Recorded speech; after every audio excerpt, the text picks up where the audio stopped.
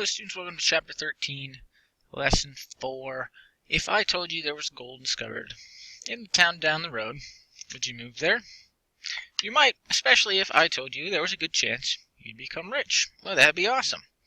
That was the case of the 49ers. Unfortunately, most didn't get rich, but the thought of striking it big had many Americans heading west to California in 1849. Today we talk about the folks that moved to sunny California, and we'll discuss the Mormons and their movement to Utah.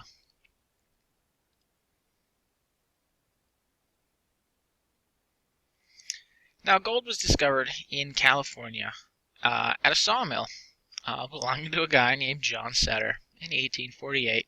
This mill is historically known as Sutter's Mill. Initially, he tried to keep it quiet, but news of gold spread like wildfire, and before you know it, people from all over, even across the world, were coming to California to find gold and strike it rich. Now, most of the folk came in 1849, hence the name 49ers. Most of the 49ers were Americans, about 80%, but the other 20% was a diverse group of Mexicans, Europeans, South Americans, and even the Chinese. On the topic of Mexicans, we learned that the USA grabbed up California basically when we defeated them in the Mexican-American War. They had their own rebellion, but then we sort of moved in, like in a week. What we did not mention is that all the Mexicans living in California became American citizens. That was a part of the Treaty of Guadalupe Hidalgo. They were called Californios. The Californios were supposed to be guaranteed their land, but if a dispute arose with, say, an American that had moved there, the Californios had to provide documented proof that the land was theirs. And some were able to do this, and some weren't, and as a result, they lost their land. Now, the life of 49er, most of the 49ers weren't experienced miners. They didn't really know what they were doing. If gold was found in an area, they would basically attack the hills with shovels and pickaxes, or maybe pan for gold. Panning for gold is like it's like having a pan,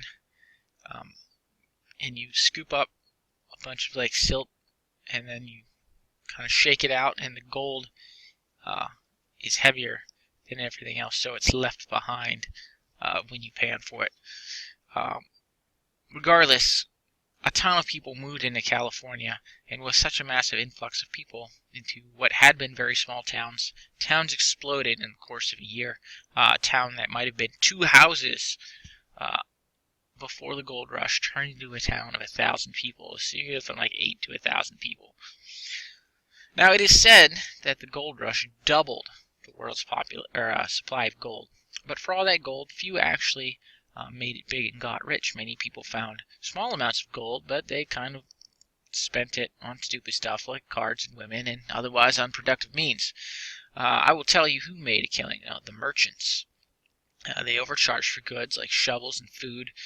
They gouged prices, which means they basically massively overpriced them, because they knew they were the only person around that could sell that shovel or that breakfast or that pair of pants. These mining towns that popped up were rowdy places. There were not a lot of families, not a lot of women, just towns of men looking to get rich and, well, get in trouble. There's no law in many of these towns, and you ended up with vigilante justice. Vigilante is a man that takes the law into their own hands, serving as police, judge, jury, and executioner. A more modern example of vigilante justice might be like the Batman or Punisher. There they are. Vigilantes. If you watch the movies, you hear that word dropped. That's what it is. It's basically someone that's not the law taking the law. Quickly on economic and political progress, all that population of California had a lasting effect. Many people did not make it rich, but stayed and did other work, mostly like farming. California applied for statehood in 1849 as a free state. This, of course, caused problems, but California would become a state as a result of compromise in the year 1850. So not long. So at the same time of the gold rush, Utah was being populated by Mormons, otherwise known as followers of the Church of Jesus Christ of Latter-day Saints. The Mormon religion was founded in the 1830s by Joseph Smith. He had a plan of building this ideal society. It's a theme we've heard before, which included common ownership of property. Smith initially set up a following in New York, but they were forced to move. One practice of Mormons was polygamy, which means multiple wives.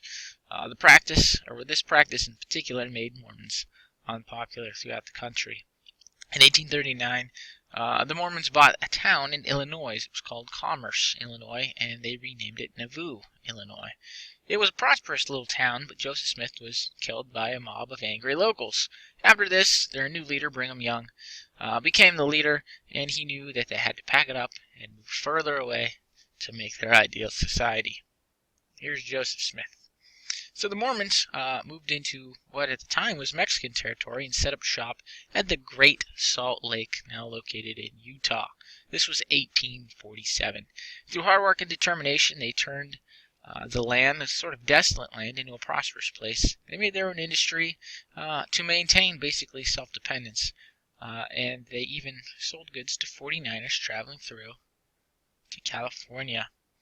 Now in 1848, the USA acquired the Salt Lake region, all that territory from Mexico, basically after winning the Mexican War, as we studied, and in 1850 it became a U.S. territory with Brigham Young installed as the governor. Now the Mormons did not assimilate well into the United States, just cultural and religious differences, mainly polygamy. That wasn't really legal in the rest of the United States. There were even conflicts with federal authorities. It's said that the U.S. Army almost went to war with the Mormons in the late 1850s.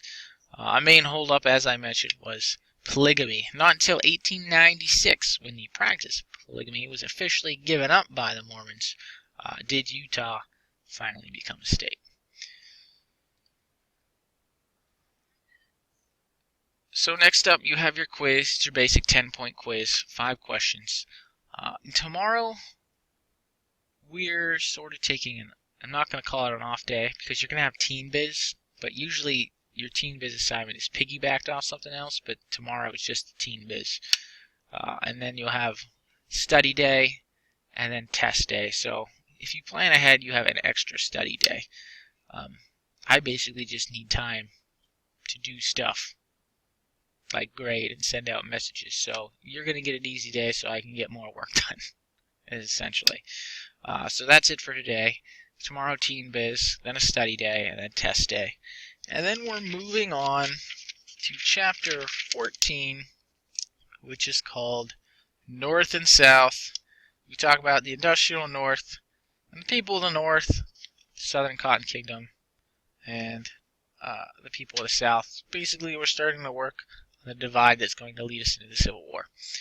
That's it for today. If you have any questions, let me know. Otherwise, have a glorious day.